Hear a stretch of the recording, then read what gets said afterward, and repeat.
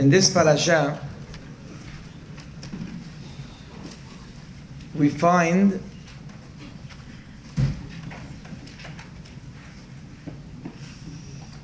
the intersection on a road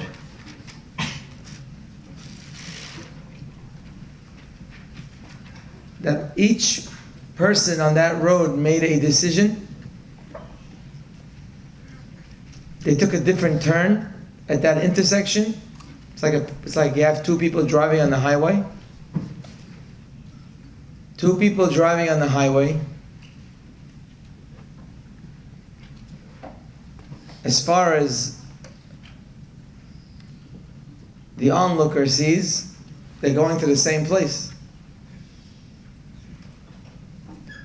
And then comes the intersection. And it's at that intersection on the highway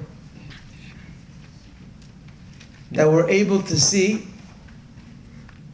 where each one is going.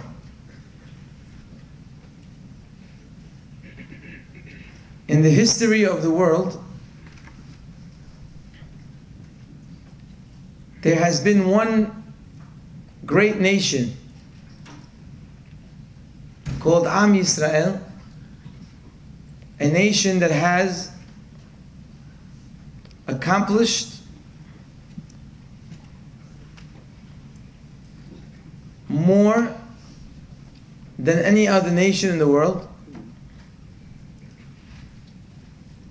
A nation whose existence allows the world to exist. A nation who has a very, very special and unique mission. A nation of great individuals.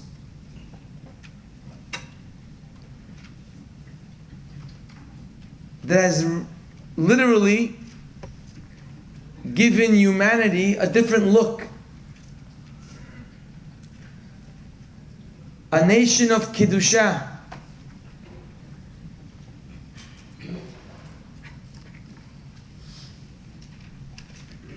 A nation that we are all to be proud to be part of. And then there are the other nations. All the great empires, the Roman Empire, the Greeks. And throughout history, all the powerful nations. And when we look at history, we find that at some point they were on the same highway. Going what seemingly looked like the same place. These nations primarily came from Esav. Esav and Yaakov represent two great nations. And they were together on the highway. And at some point there was an intersection,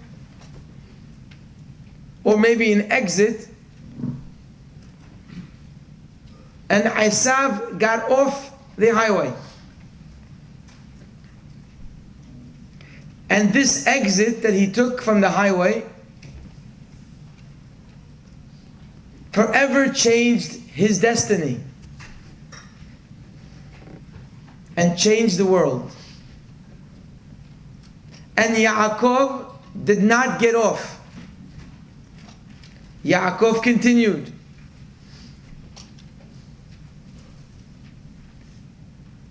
And it's important for all of us to know what was the exit that made Esav Esav. What is it about Esav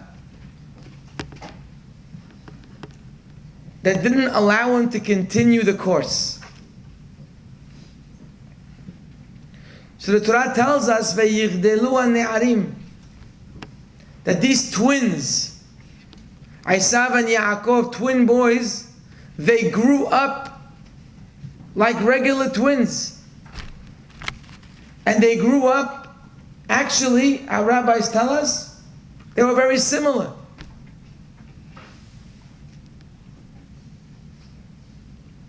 And then the Pasuk tells us a story. What happened when they were young. Actually, they were about your age. Which, by the way, tells us also a lot. That it's at your age, the age of 14, 15, 16, 17. It's this age that usually people either stay on a road or they get off the highway. It's not what Yaakov and Esav did when they were 80 that changed the face of history. It's not what they did when they were 100. It's what they did when they were ne'arim, when they were teenagers.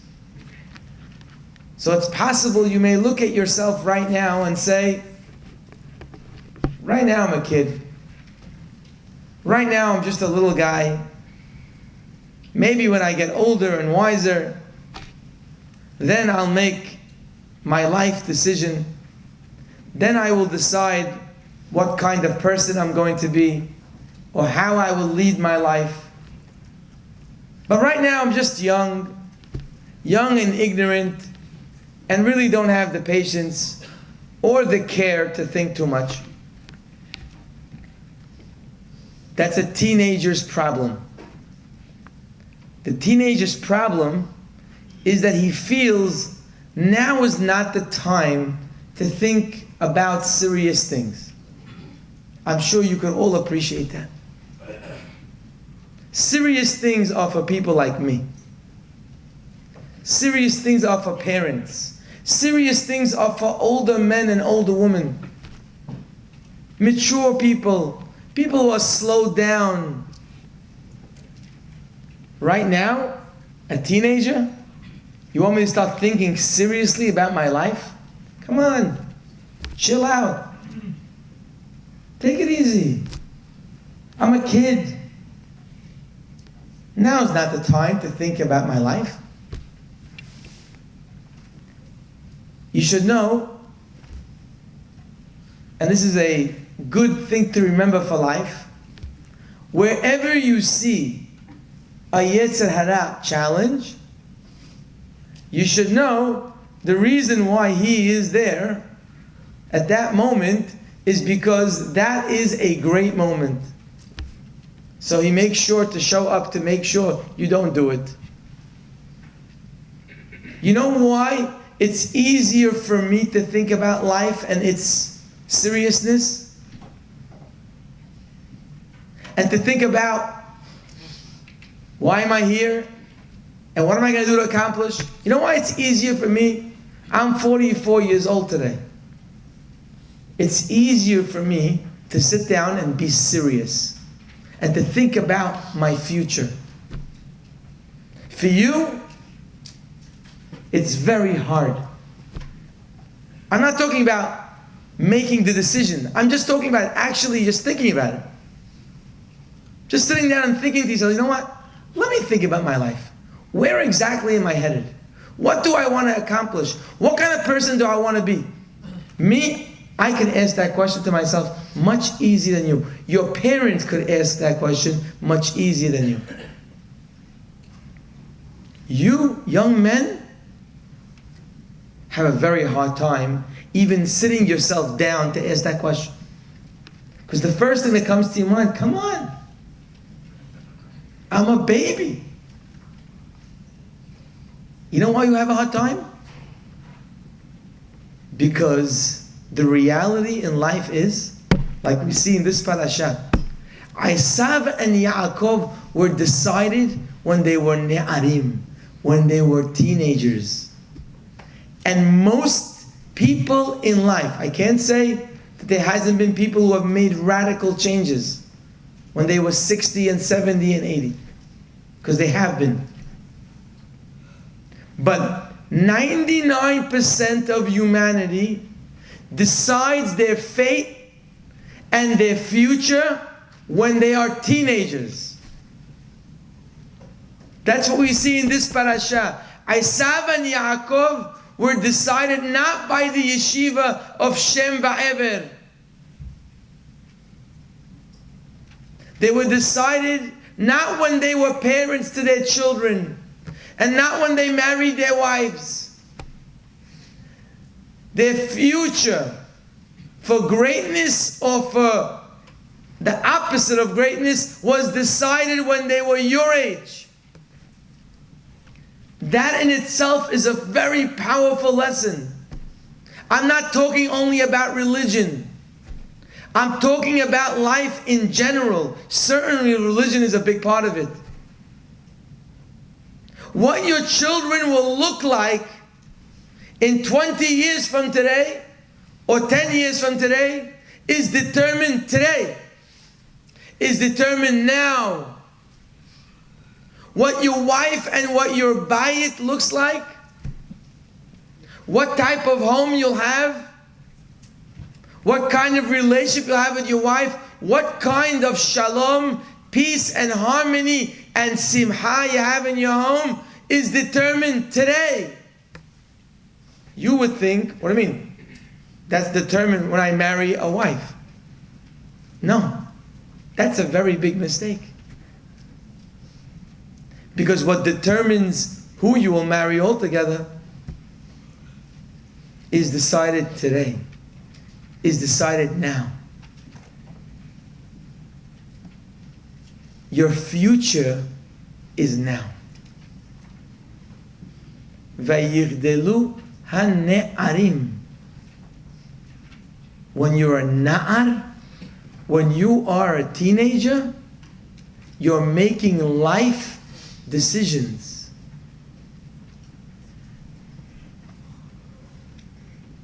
Of course, also the teenager, you get chances. You're still young, so you mess up. You can do it again. You mess up 1 year, you have next year. You mess up 1 month, you have next month. I'm not saying it's a one-day decision. That's not what I mean. But what I mean is that it has to be done within the next, between the age of 14 and 18 and 17, these ages, the high school years, these are the years that will mark your future. And it's important, therefore, to decide what you want for your future. Because if you want something and you're going somewhere else, you're never going to get there. If you want something and you're on the road to get it, then stay on the road. But make sure that you're on a road that you want to be on. If all I told you from this parasha is this message, you've gained today a tremendous amount of wealth. That's what you see in the parasha, simple words.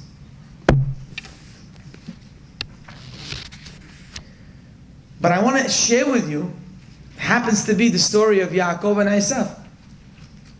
What is it that Esav did or did not do that made him Esav? What was the turning point of history?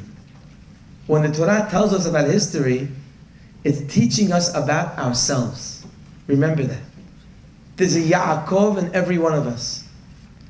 And there's a Esav in every one of us. Everything is about me and you. When we read about Esav, we have to know we also have something that Esav had. And Yaakov also had it. The question is, where do you decide?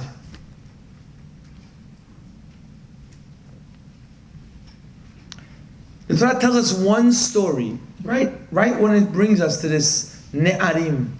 What happens when they were young? What happened to them? So Torah is a very simple story. You've learned the story maybe 100 times. The story of the bowl of soup. Comes Esav, hungry, exhausted. We can all appreciate that. He really wants to eat. Just remember the night of Kippur, after you fasted 24 hours, 25 hours.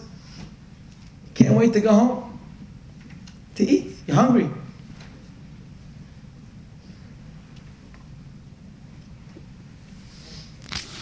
And Esav sees Yaakov, the bowl of soup. I'm not going to get into the story now.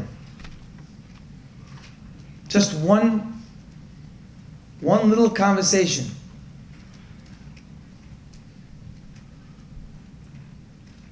When Esav asked Yaakov for the soup, so Yaakov said, I'll make you a deal. You're the firstborn. Firstborn has special rights, similar to that of a Kohen. Really, the Kohanim were supposed to be the firstborns. That's why we make pidyon. When a firstborn comes into this world. So firstborn, the Bechorah, means you're the Kohen. A Kohen has a special mission. Like the Jewish people are considered the firstborn of Hashem. Beni Bechori Israel. What does that mean? It means that we have a special mission.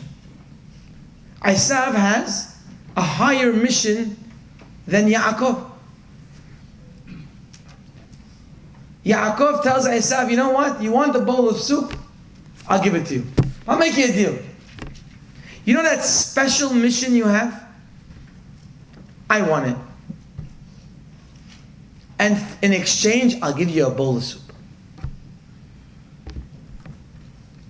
Now, why Yaakov asked him that? It's not today's class. What is today's class is Esav's reaction. Esav didn't just say, okay, you know what? Bowl of soup, my future, my great responsibility that I have as a Bechor.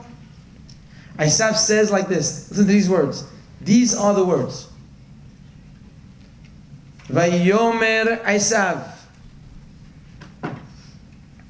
Hine anochi holech lamut. Says Esav, behold, I am going to die. Velama ze li bechora. What do I need this birthright? What do I need this great level of achievement? In these words, Esav got off the highway. If all you read in this parasha tonight and tomorrow is this pasuk, you will earn tremendous wisdom. Vayomer Esav, Hine anochi holech lamut. I am going to die. Velama ze li bechora. Why do I need this great privilege? For what?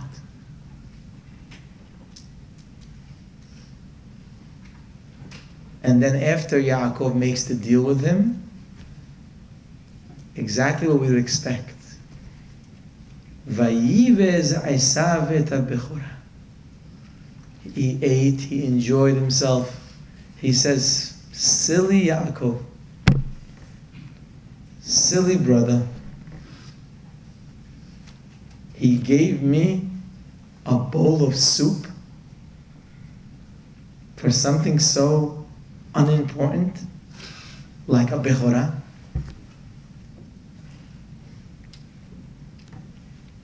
And as they say, the rest is history.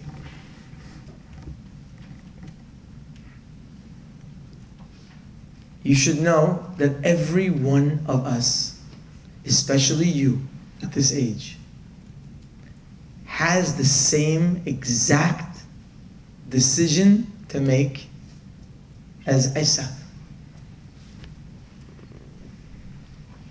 We may look at the story of Esav and Yaakov and say, come on, silly.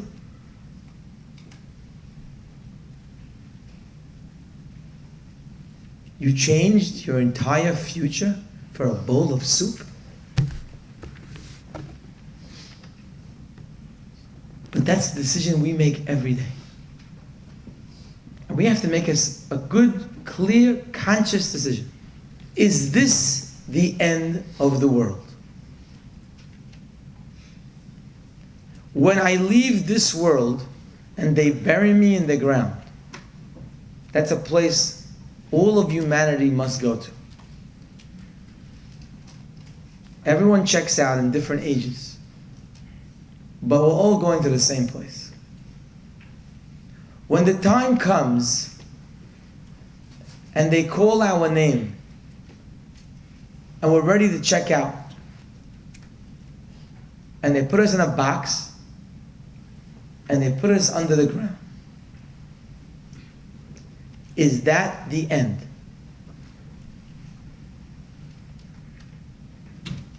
If that is the end, then Esav has made a great deal. Because if the end of life is the physical life that we live, then any pleasure that I can get out of this world, anything, even a bowl of soup,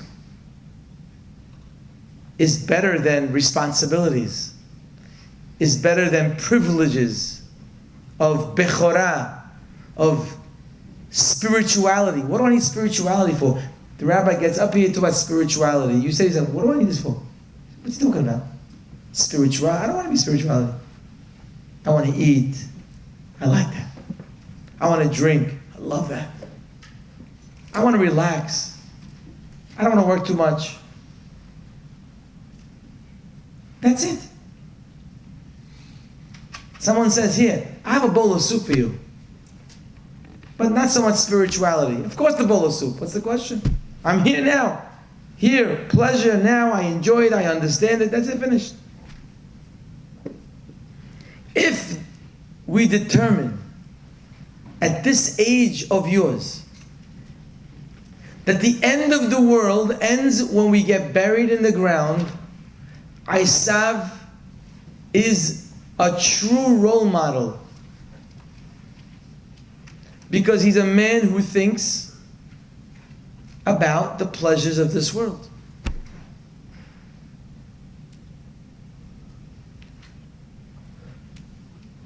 But Yaakov Avinu did not get off that highway. That was the point. That was it. Yaakov says, no, what do you mean? What are you talking about? Life ends after you die? Hine anochi holech lamut? What are you saying? Do you understand you have a bechorah? Do you know what this bechorah is? This is an opportunity to raise your pleasure of eternity. You know how long eternity is? You know how long forever is? How long is forever? How long is forever? A long time. Forever? It's a long time. Famous disciple who says, you should take a room that you're in right now. See this room? Not a huge room. Imagine every 1,000 years, a little bird comes from Brighton Beach with a little piece of sand in his mouth. And he puts it in the corner. 1,000 years later, he comes back again, puts another piece of sand next to it. How many years will it be till we fill up this room from top to bottom, the whole thing with sand? How long will it be? It's a long, not forever, not forever. It's a long time. It's a long time. It's not forever. But forever is longer than that. Forever is a long time. Eternity is a long time. Yaakov says you're trading a bowl of soup? Are you serious? You're trading a bowl of soup for eternity? Now, if you're in the mindset of Yaakov, Esav looks very, very silly. So what's the difference between Esav and Yaakov? The difference is this point. Esav says and lives, not only says, he lives that this world is the end and there's nothing after. When I get buried in the ground, it's over. And Yaakov says, what are you talking about? This world is a place where you earn eternity. And you have a way to get a higher eternity? I'll give you soup, I'll give you anything for it. You see, Esav was willing to take it for a bowl of soup, but I bet you Yaakov would have given him much more than that. If Esav would have been smart, he could have negotiated a much bigger deal. But when you think the end is this world, then a bowl of soup is worth more than any mitzvah that you can do. You have an act of hesed to do. A bowl of soup is better. You have a tefillah. You have Torah. Soup is better. So it comes out. The most important yesod for a na'ar, for a young man like you, is to ask yourself this question. When does the real world begin? Does it begin now and end when I die? Or does it begin when I die? When you answer this question, you will be choosing the future of your life. Just to give you a little hizuk on the subject, because you might be thinking right now, it's a good question. I hear it. It's a nice question. When I came in today to this class, I wasn't ready to make any serious decisions. But now I realize I got to make some decisions. And now we learned what the decision actually is. This is it. This is the decision. So let me try to help you a little bit. A person who thinks, forget the Torah, forget Pesukim, I'm going to give you logic. A person who thinks that this world is the end all really needs to reorganize his brain to understand what's happening around him. I'll explain to you why.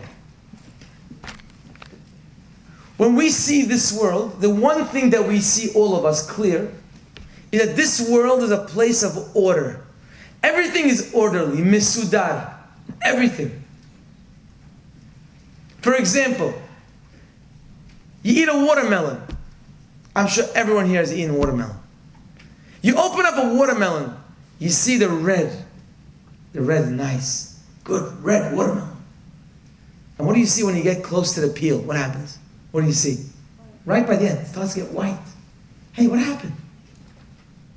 The artist, the graphic artist, decided to make the wrong. Why did they make white over there? How come it's white? Why isn't it red the whole way? Anyone know? Because it's not meant for you to eat. The good part of the watermelon is in the middle. So it's red. You know what red does to you? It says, come eat. It's good. You get close to the end, the watermelon says, stop. Today they have seedless watermelons. Have you ever seen watermelon with seeds? You've seen it, right? There's no fat in the watermelon. You ever try to grab a seed of the watermelon? What happens? Slips. You can't get it. Right? What do? You go like this. Oh. Keep slipping. Why? Oh. Because that's the next generation of watermelon. How are we going to grow watermelons if everyone eats the seeds? So Hashem made the world orderly that when you eat a watermelon, the seeds somehow slip out of your hand. Seder. How come watermelons don't grow on trees? Well, if you try to walk under a tree of watermelons, you probably figured out why. You're very painful. Imagine you're walking, all of a sudden, today you walk, maybe an apple falls on you, okay? Imagine a big watermelon falls in your head. Someone yesterday was telling me about the greatness of a banana. They serve bananas here in the morning, right? How do you know if a banana is not ready to eat? How do you know? It's green. Why is it green, by the way? Why green? Why not black? Why green?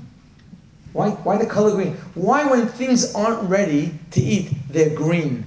Why green? Because green is the color of what? Of the leaves of the tree. To tell you what? I'm still part of the tree.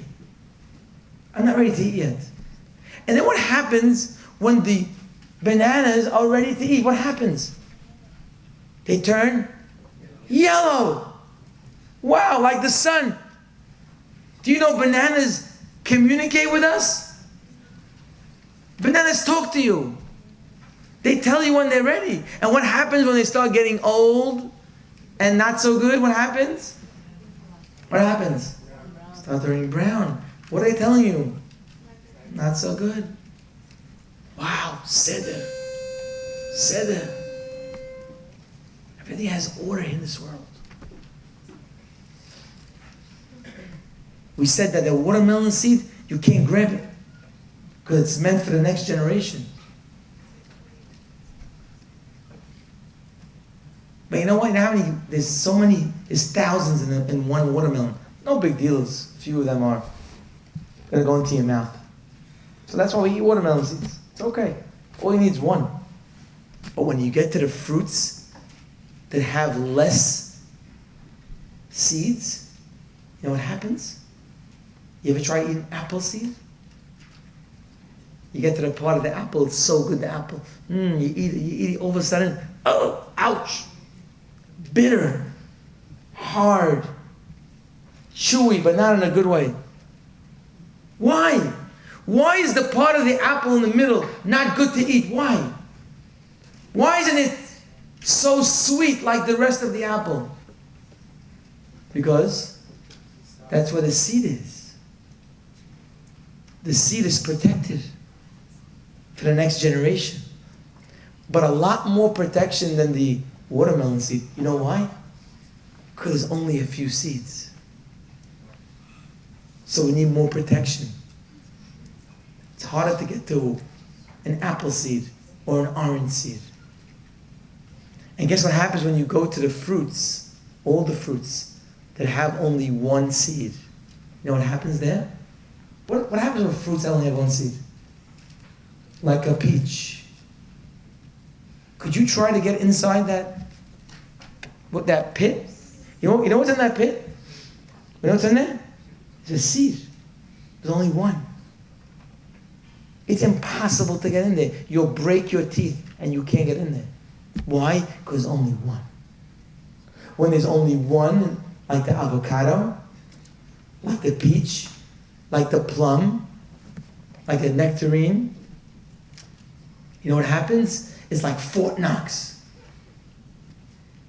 The creator of the world says, no. This one, you can't even mess around. This is not slipping out of your hand. This is not just chewy. You can't even get to it.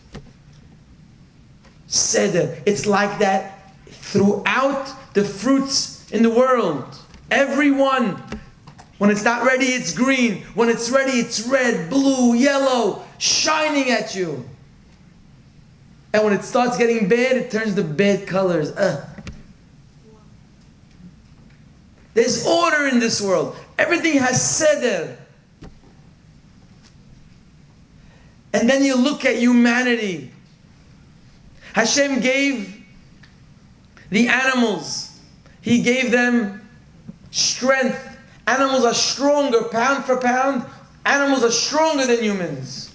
They're more healthy than humans. You think cows go for checkups? You think squirrels have a yearly checkup with the doctor? Squirrels are healthier than humans. They don't need clothing because they already have it. They don't need homes because they're already built for them. They don't need to cook food. Everything is ready for them. They don't need money. They have no shalom bayit problems. Humans like me and you, we have to suffer to eat. We have to suffer to buy clothing. We have constant mahloket with people. Anger, jealousy. Squirrels don't have that. They have everything they need. They've created perfect squirrels, cows, dogs, elephants, fish, ants. Every creation in the world is given everything it needs to be perfectly happy. Except when you get to the top of creation, the human, all of a sudden we see problems. We see people committing suicide. You ever hear a suicidal cow? You ever hear a cow saying, you know what, that's it, I'm jumping off? You ever see a squirrel saying, done, I'm not climbing on this tree anymore, I'm jumping down, it's over? There are no suicidal animals because animals don't have pain like humans. You know there are more suicides in this country than homicides? People killing each other is less than people killing themselves. Did you know that? You know how much pain there is in this world?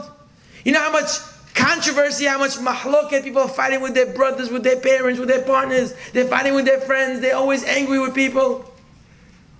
People have to work like animals just to get food on the table. You know how much ta'avot, desires that we're always suffering from? We never get what we want. We want this desire and that desire, and we're disappointed here and disappointed there.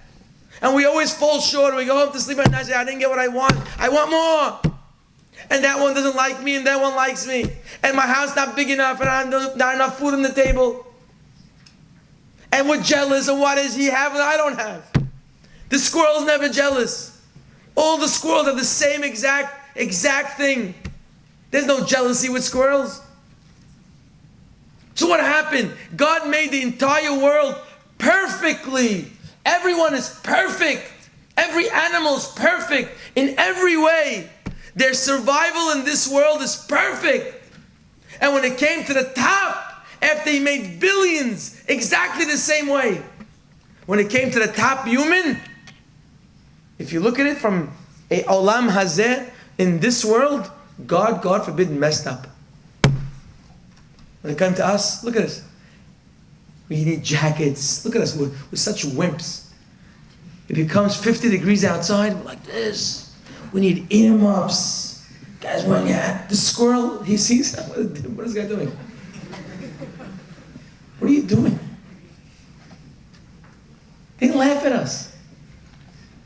These will look like such really wimps. And all of a sudden, you go outside and it's a little cold. You catch a cold.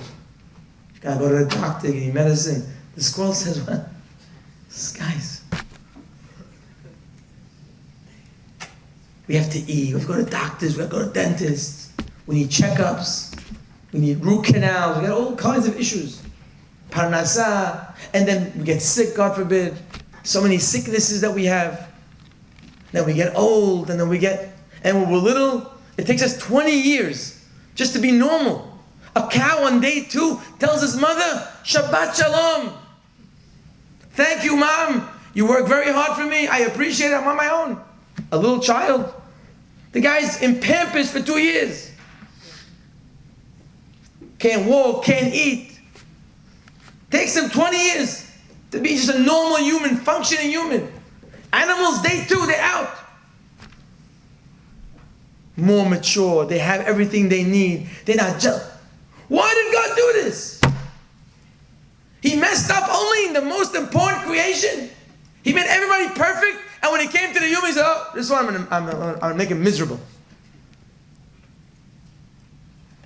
You think the end of Hitler, Yamah Shemo v'Zichro? Hitler's buried underground, the same ground that the Hafetz Hayim is buried. Same ground. The most beautiful man in the world and the most violent, the most horrible human being in the world. They're both underground. You think their ending is the same? After you see a world of order, of seder, you think their end is the same? You wouldn't accuse a human of such cruelty. You think there's no order in this world? Everything happens, no problem?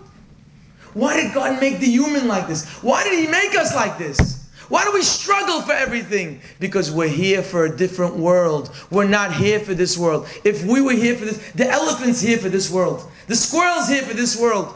Every animal's here for this world. They have everything they need to live a perfect life. They don't need anything. They're living the most perfect life because it starts here and it ends here. But a human is not here for this world. We have much higher things to strive for. It's called eternity. And we got to struggle. We got to work. We got to work to become better people. We have to work to become more humble, to have better character, to be more calm, have more wisdom. Hashem gave us a brain that's an unbelievable power. For what? Why did He give it to us for?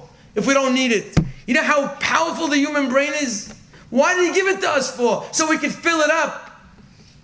If we didn't need it, He wouldn't give it to us. No, the world doesn't end when you die. The world only begins when you die. And it's eternity. It's forever. And that's where Esav, as a teenager, got off the highway. Esav says, I'm going to die. It's everything about this world. I'm out of here. I need a bowl of soup. That's all I care about. I need a drink. I need a game of football. I need just to relax, to chill out. I don't need anything else. I don't care about the Bechorah. Because I'm dying. And it's over. And it's that changed the rest of history. And that changes our history. Because every one of us has the same decision to make as Esav and Yaakov. And the decision is now. Vayigdelu hane'arim. Are you living for this world? Or is something much greater? And if you don't know about the next world, then ask. Because it's a very important question. It's a question, literally, of a lifetime. Have a good day, Shabbat Shalom.